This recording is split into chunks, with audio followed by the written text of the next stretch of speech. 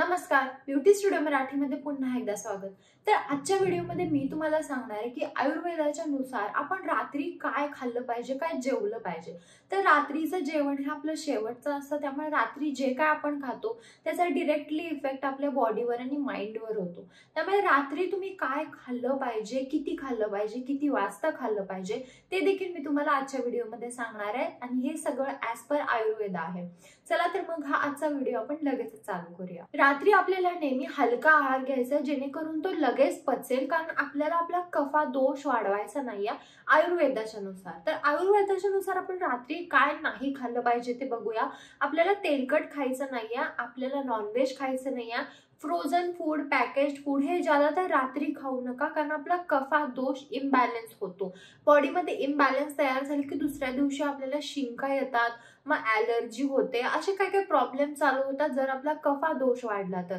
जर तुम्हाला ह्या गोष्टी खायच्याच आहेत तर तुम्ही एकदम थोड्या प्रमाणात खाऊ शकता, पण जादा प्रमाणात तुम्हाला ह्या गोष्टी खायच्या नाहीयेत, नाहीतर कफा इम्बॅलन्स होतो आणि कफा दोषामुळे आपल्याला मग खूप जास्त प्रॉब्लेम चालू होतात। जे लोक रात्री खूप जास्त खातात, हेवी जेवतात, त्यांना ना डायजेशनचा प्रॉब्लेम खूप जास्त होतो, मग त्यांचं असं पोट सुटतं, वजन वाढतं आणि खूप जास्त प्रॉब्लेम चालू होतात। तर रात्री आपल्याला नेहमी हलका आहार घ्यायचा। तर आयुर्वेदाच्या नुसार रात्री आपण काय खाल्लं पाहिजे ते बघूया। जर तुम्हाला रात्री दही खायची सवय असेल तर रात्री तुम्ही ताक घेऊ शकता, रात्री दही खाऊ नका।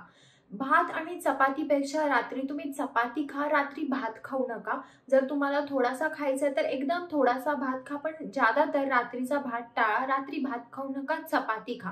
तुम्ही डाळ, पालेभाजी, कढीपत्ता, आलं हे तुमच्या जेवणामध्ये, रात्रीच्या जेवणामध्ये इन्क्लूडच करा। रात्री खूप जास्त मिठाचं किंवा असं सॉल्टी खाऊ नका। रात्री तुम्ही स्पाइसेस खाऊ शकता, म्हणजे तुम्ही लवंग, दालचिनी ह्या सगळ्या गोष्टी खाऊ शकता। तुम्ही रात्री सूप बनवू शकता आणि त्याच्यामध्ये ह्या स्पाइसेस ऍड करून जरी खाल्ला तरी चालेल।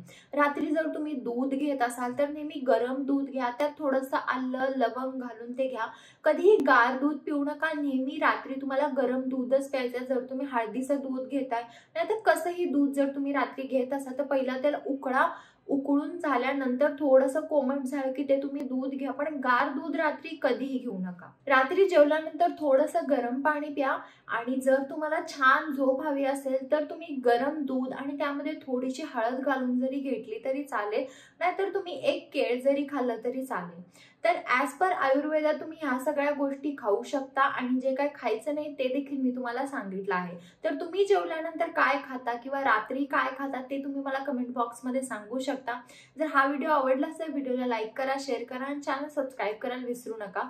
आणि काही शंका असतील तर मला कमेंट बॉक्समध्ये विचारा। चला तर मग आपण लवकरच भेटूया एका नवीन व्हिडिओमध्ये, तोपर्यंत काळजी घ्या। बाय।